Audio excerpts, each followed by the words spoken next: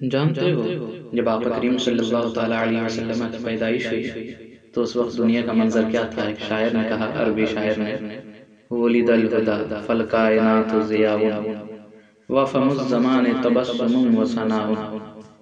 ترجمہ ہے، آفتاب ہدایت کا طلوع ہونا تھا کہ کائنات منور ہو گئی، اور وقت کے لبوں پر آپ صلی اللہ علیہ وسلم کی تعریف کے نغمے اور خوشی کی مسکراہٹ آ گئی۔ یعنی زمان و مکان تاریکی میں ڈوبے ہوئے تھے کہ اچانک رسول اللہ صلی اللہ علیہ وسلم کی آمد کی خوشی سے مسکرا اٹھے۔ چند ہی سالوں بعد جب آپ صلی اللہ علیہ وسلم مدینہ تشریف لے گئے تو اہل مدینہ آپ صلی اللہ علیہ وسلم کی آمد کی خوشی اور استقبال میں نعتیہ ترانے پڑھنے لگے۔ میں ایک بڑے عالم، بڑے بزرگ کا واقعہ سناتا ہوں۔ مدینہ شریف کی اس سے پہلے ایک شعر ہے، یہ آپ نے بھی بہت سنا ہوگا، طلع البدر علینا من ثنیات الوداع وجب الشکر علینا ما دعا للہ داعی۔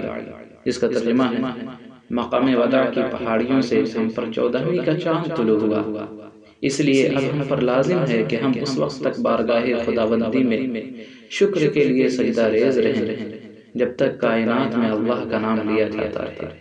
سبحان اللہ۔ حضرت سیدنا امام ابو بکر بن مقری رحمۃ اللہ علیہ فرماتے ہیں کہ میں اور حضرت سیدنا امام طبرانی قدس سرہ النورانی اور حضرت سیدنا ابو الشیخ رحمۃ اللہ علیہ، ہم تینوں مدینہ منورہ زادہ اللہ شرفا و تعظیما میں حاضر تھے۔ 2 دن سے کھانا نہیں ملا تھا، بھوک سے نڈھال ہو چکے تھے۔ جب عشاء کا وقت آیا تو میں نے روضہ پاک پر حاضر ہو کر عرض کی، یا رسول اللہ صلی اللہ علیہ وسلم، الجوع، یعنی اے اللہ عز و جل کے رسول، میں بھوکا ہوں۔ میں نے اس کے سوا اور کچھ زبان سے نہ کہا اور لوٹ آیا۔ میں اور ابو الشیخ رحمت اللہ علیہ سو گئے اور طبرانی قدس سرہ النورانی بیٹھے کسی کے انتظار میں، کسی کے آنے کا انتظار کر رہے تھے۔ اتنے میں کسی نے ہمارے مکان پر دستک دی۔ ہم نے دروازہ کھولا تو دیکھا ایک علوی صاحب اپنے 2 غلاموں کے ہمراہ تشریف لائے۔ دونوں کے پاس کھانے سے بھری ہوئی ایک ٹوکری تھی۔ اللہ اکبر۔ وہ علوی بزرگ کہنے لگے، شاید آپ صاحبان نے بارگاہ رسالت میں بھوک کی شکایت کی ہے، کیونکہ میں خواب میں جناب رسالت مآب صلی اللہ تعالیٰ علیہ وسلم کی زیارت سے شرف یاب ہوا۔ سرور کائنات صلی اللہ تعالیٰ علیہ وسلم نے آپ حضرات کے بارے میں فرما رہے تھے، ان کو کھانا کھلاؤ۔ بہرحال انہوں نے ہمارے ساتھ مل کر کھانا کھلایا اور جو کچھ بچ گیا وہ ہمیں دے دیا اور تشریف لے گئے۔ یہ واقعہ جذب القلوب اور وفاء الوفا میں درج ہے۔ اور شاعر نے کہا ہے نا، سرکار کھلاتے ہیں، سرکار پلاتے ہیں، سلطان و گدا سب کو سرکار نبھاتے ہیں۔ میرے بھائیو، میرے عزیزو، آقا کریم صلی اللہ تعالیٰ علیہ وسلم اپنے غلاموں پر کیسے نظر کرم فرماتے ہیں، یہ آپ نے سنا۔ مصیبت میں پھنس جانے کی صورت میں امداد کو آتے ہیں اور بھوک کی صورت میں بھوکوں کو کھلاتے ہیں۔ اس ضمن میں ایک اور واقعہ ملاحظہ کیجئے۔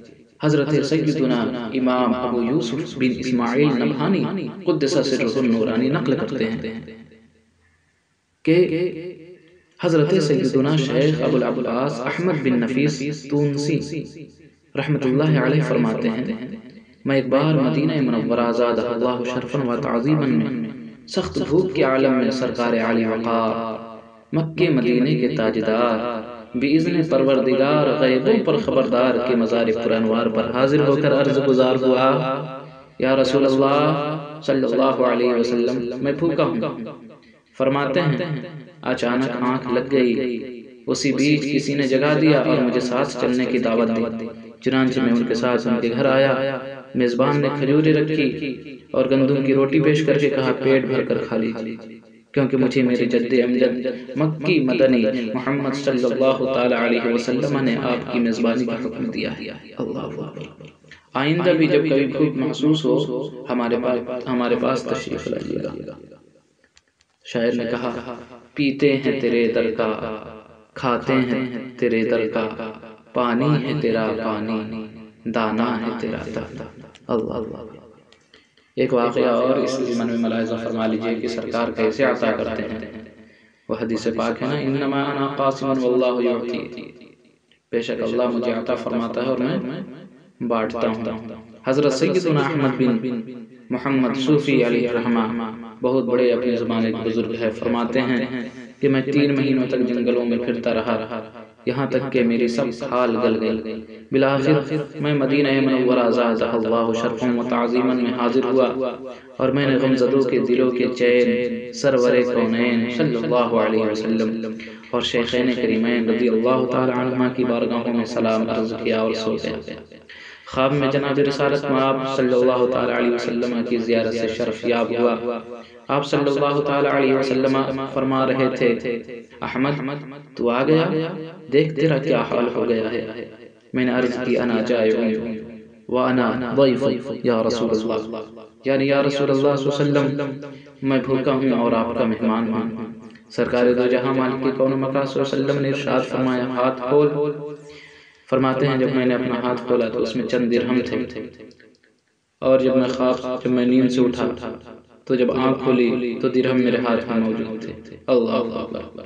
ایسے سرکار اپنے غریب و چاہنے والوں پر مدد فرماتے ہیں، کرم فرماتے ہیں میں نے بازار سے جا کر روٹی اور فالودہ خرید کر کھائی۔ یہ بھی واقعہ جذب القلوب اور وفاء الوفا میں درج ہے۔ شاعر کہتا ہے، منگتا تو ہے منگتا کوئی شاہوں میں دکھا دے، جس کو میرے سرکار سے ٹکڑا نہ ملا، جس کو میرے سرکار سے ٹکڑا نہ ملا۔